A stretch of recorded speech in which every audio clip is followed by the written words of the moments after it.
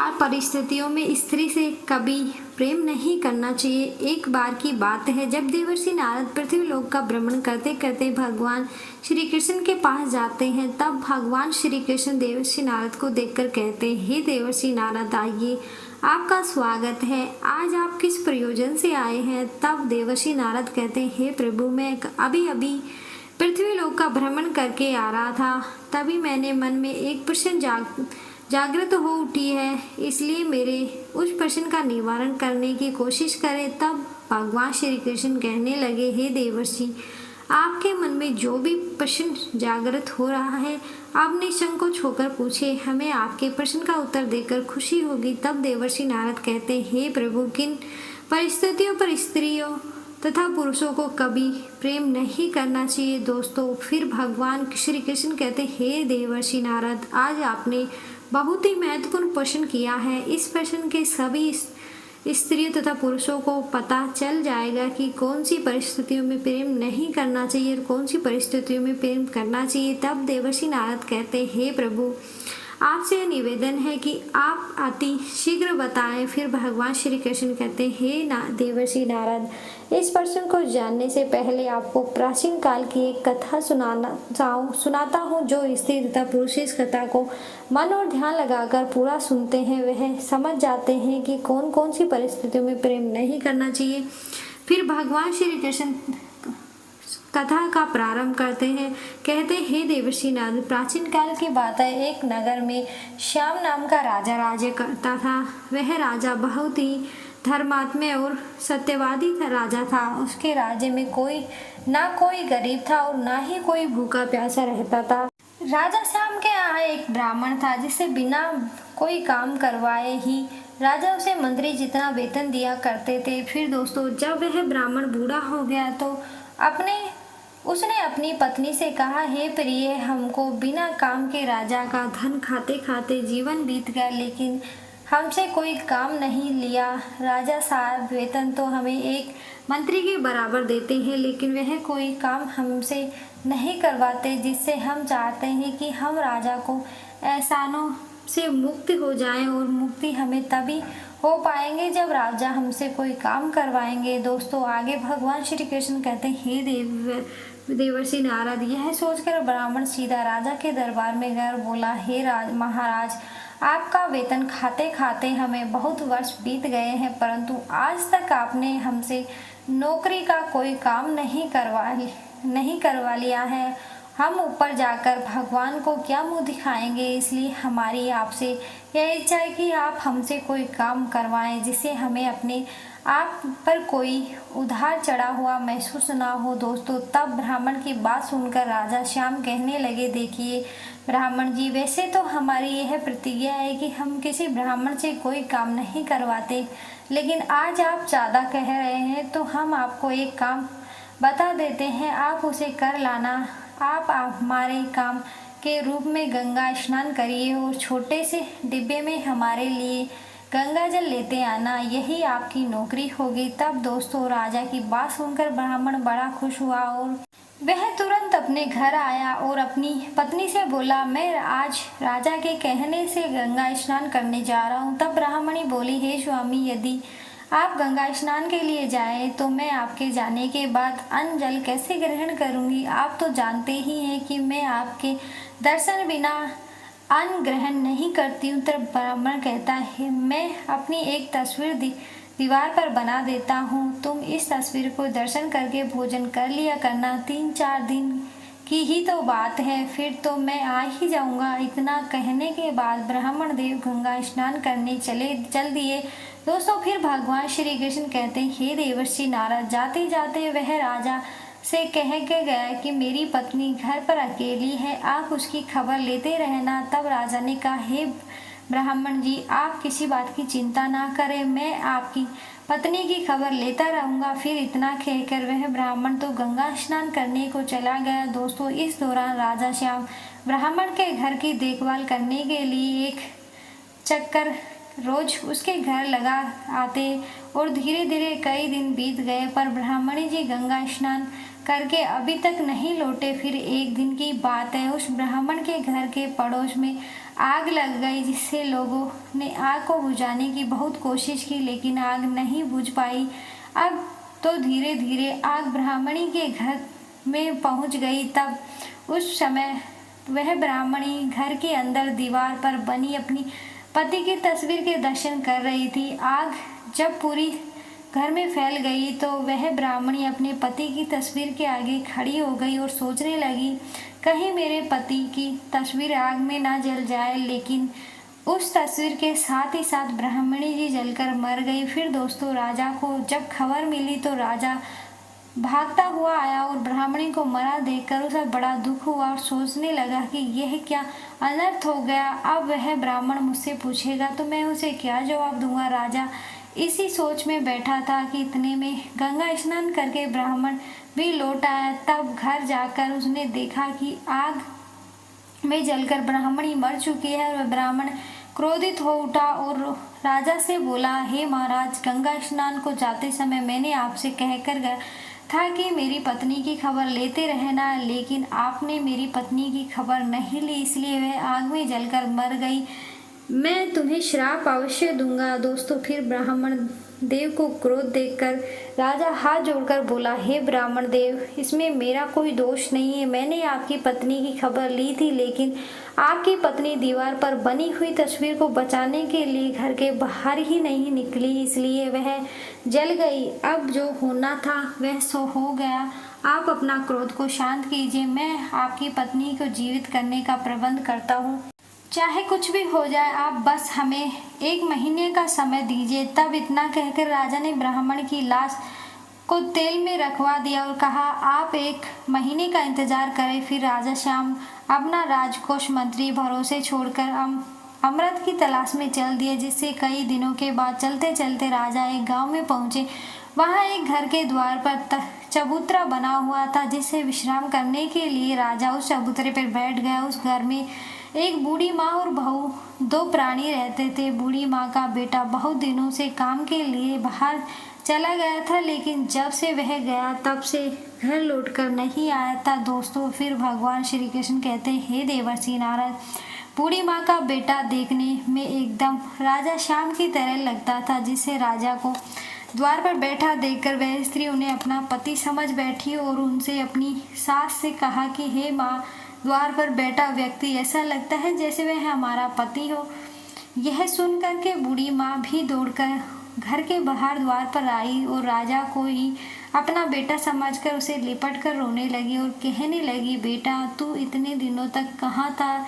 तेरी याद करते करते मैं बूढ़ी हो गई। बहू भी दिन रात तेरे बारे में सोचकर व्याकुल रहती है, तब उन्हें आज तक हमारी खबर नहीं ली। दोस्तों, उस सास और बहू की बात सुनकर राजा गहरी सोच में पड़ गया और कहने लगा कि कैसी बला मेरे गले पड़ गई। मैं तो अमृत की तलाश में निकला था, पर यह किस मुसीबत में पड़ गया हूँ। फिर राजा ने उन्हें समझाया कि मैं तुम्हारा बेटा नहीं हूँ, तुम्हें धोखा हो गया है, तुम्हारा बेटा कोई और है।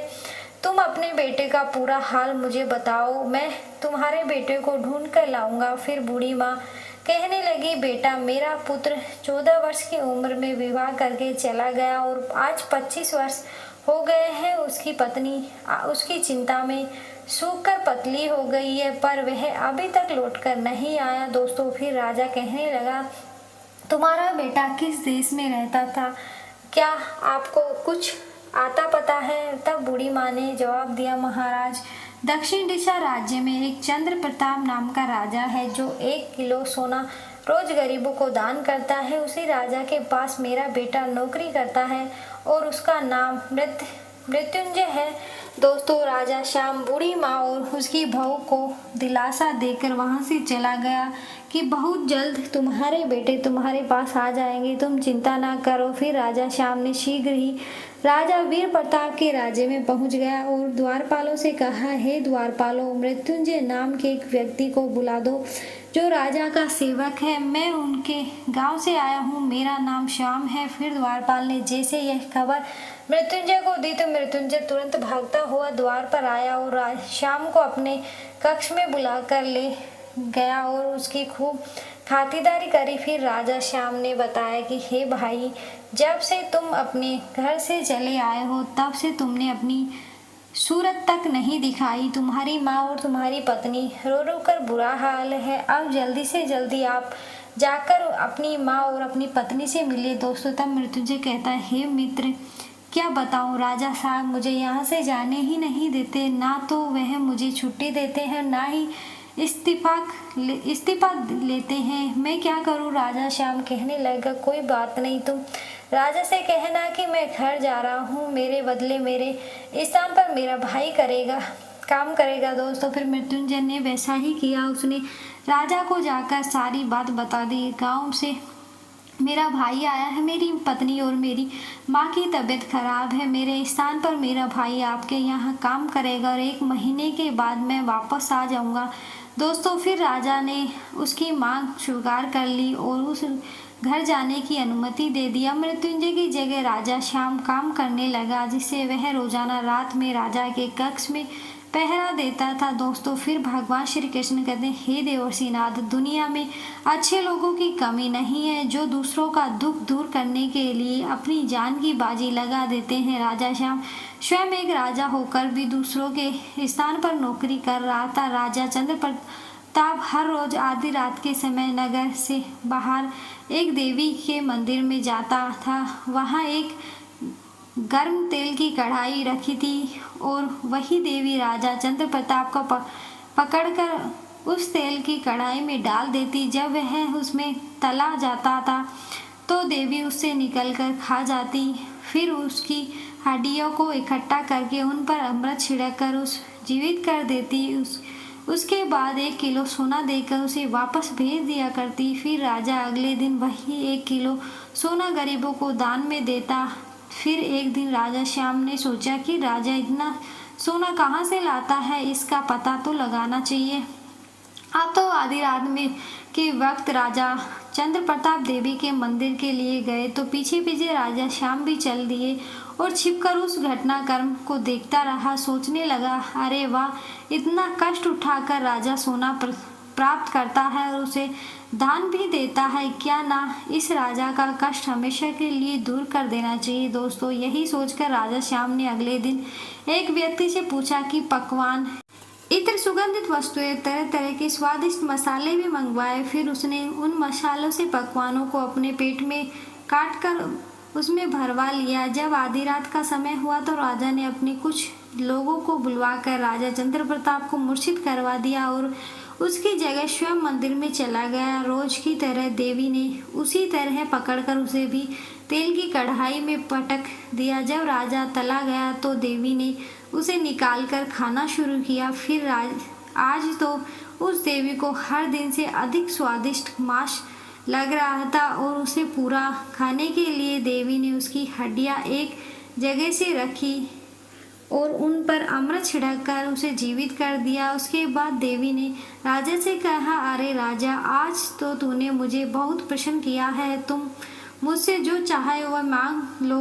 दोस्तों, तब राजा श्याम ने देवी के 3 बार मांगे। पहले वर में अमृत का कलश मांग लिया, दूसरे वर में सोना बनाने वाला यंत्र मांग लिया और तीसरे वर में कहता है कि तुम इस तेल की कढ़ाई को पलटकर चली जाओ और आज के बाद किसी मनुष्य को मत खाना। इस प्रकार देवी राजा श्याम को अमृत का कलश और सोना बनाने वाला यंत्र देकर चली गई। उधर राजा श्याम राजा चंद्र प्रताप के पास लौट गया और उसको स्वस्थ कर दिया। फिर रात के 1 बज चुके थे। तब राजा चंद्र प्रताप की आंखें खुली तो वह एकदम से उठकर देवी के मंदिर की ओर भागने लगा और वहां जाकर देखा तो वहां कुछ भी नहीं था, केवल कढ़ाई उल्टी पड़ी थी और सोचने लगा कि आज मैं सोना कहाँ से दान करूँगा, आज मेरी बहुत बड़ी बदनामी होगी, लोग कहेंगे कि राजा के पास ही धन खत्म हो गया। इसी चिंता में राजा चंद्र प्रताप लौटकर महल में आकर अपने पलंग पर आकर लेट गया।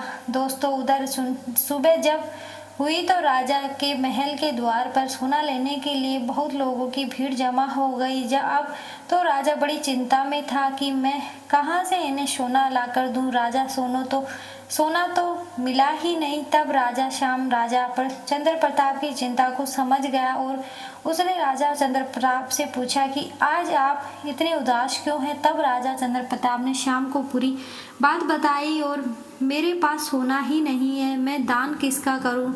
आज तक मेरे द्वार पर कोई खाली हाथ नहीं गया। दोस्तों, तब श्याम ने कहा कि आप चिंता न करो, ये लो सोना बनाने वाला यंत्र है और मैं मांग लिया है और साथ में अमृत का कलश भी है। राजा चंद्र प्रताप बड़े हैरान थे कि जो काम मैंने आज तक ना कर सका वह हमारे इस नौकर ने कर दिया। राजा चंद्र प्रताप को संदेह हुआ कि इतना बड़ा काम कोई साधारण मनुष्य नहीं कर सकता। फिर राजा चंद्र प्रताप कहने लगा, राजा श्याम को तुम कौन हो, सही सही बताओ। तब अपना सही परिचय देते हुए कहा कि वह एक नगर का राजा श्याम है और मैं एक ब्राह्मणी को जीवित करने के लिए अमृत लेने आया हूँ। आपका दास बनकर दोनों काम कर हो गए, आपको सोना मिल गया और मुझे अमृत। दोस्तों, जब राजा श्याम का नाम सुनकर राजा चंद्र प्रताप उनसे क्षमा मांगने लगे और उन्हें बहुत धन्यवाद किया और आपने हमेशा के लिए मेरा कष्ट दूर कर दिया। आपका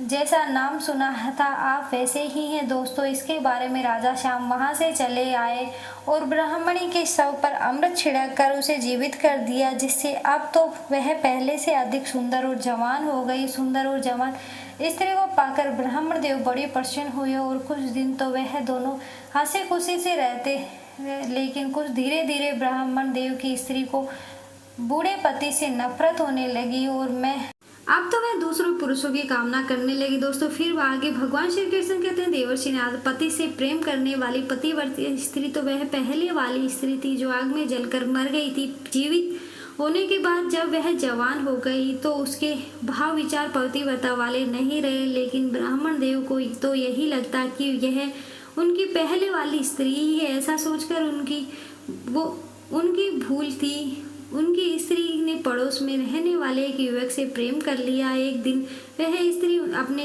प्रेमी के साथ घर में ही थी। दोस्तों, उसी समय ब्राह्मण देव घर में पहुंच गए, जिससे अपनी पत्नी को दूसरे पुरुषों के साथ देखकर उस ब्राह्मण ने उसे बहुत डांटा, परंतु उसके स्वभाव में कोई बदलाव नहीं आया। बदलाव आता भी कैसे, ब्राह्मण तो बूढ़ा था, यह उसकी पत्नी जवान थी। जब एक दिन वह स्त्री अपने पति को भोजन में विष का औषधि देकर अपने प्रेमी के साथ एक दूसरे नगर में चली गई, फिर उधर उसके पति ब्राह्मण के खाने में विष मिलने के कारण उसकी मृत्यु हो गई। जब राजा श्याम ने ब्राह्मण की मृत्यु की खबर सुनी तो वह अमृत का कलश लेकर आया और ब्राह्मण को जीवित किया। फिर राजा ने ब्राह्मण को समझाया और कहा, हे ब्राह्मण देव, जो आयु आपकी भगवान की पूजा पाठ तथा भजन करने की है उसे आप स्त्री के प्रेम में लगा रहे हैं। इस कर्म की एक निश्चित समय सीमा होती है, उसी आयु तक सब कर्म उचित होते हैं। जवान स्त्री को पाकर आपको तो खुशी हुई होगी, परंतु आपको पाकर उसे बिल्कुल भी प्रसन्नता नहीं हुई होगी। विवाह संबंध और मित्रता सदैव समान आयु वाले में ही करनी चाहिए। हो सकता है भगवान ने आपको धर्म के मार्ग पर लाने के लिए ऐसा किया हो, आपको ईश्वर की भक्ति के जोड़ने के लिए ऐसा किया हो। दोस्तों, फिर भगवान श्री कृष्ण कहते हैं, हे देवर्षि नारद, अब तुम्हें तुम्हारे उन 4 प्रश्नों के उत्तर बताता हूँ। कौन सी 4 परिस्थितियों में स्त्री से प्रेम नहीं करना चाहिए? जब स्वयं के ऊपर बुढ़ापा आ रहा हो और आप जार्जर अवस्था में पहुंच जाए। इस अवस्था में स्त्री और पुरुष को भगवान के प्रति समय समर्पित करना चाहिए तथा उनकी पूजा पाठ भजन कीर्तन करना शुरू करना चाहिए। जब स्त्री बदचलन हो जाए और वह आपका अपमान करने लगे, जब स्त्री मर्यादाओं को तोड़कर धर्म का विरोध करने लगे, जब स्त्री आपकी बातों को तिरस्कार करने लगे, आपकी बातों पर ध्यान ना दे और किसी दूसरे पुरुषों से प्रेम करने लगे, उन परिस्थितियों में स्त्री से प्रेम नहीं करना चाहिए मित्रों, वरना जीवन भर परेशानियों को सामना करना पड़ सकता है। वीडियो अच्छी लगी तो वीडियो को लाइक करें, चैनल को सब्सक्राइब जरूर करें। धन्यवाद।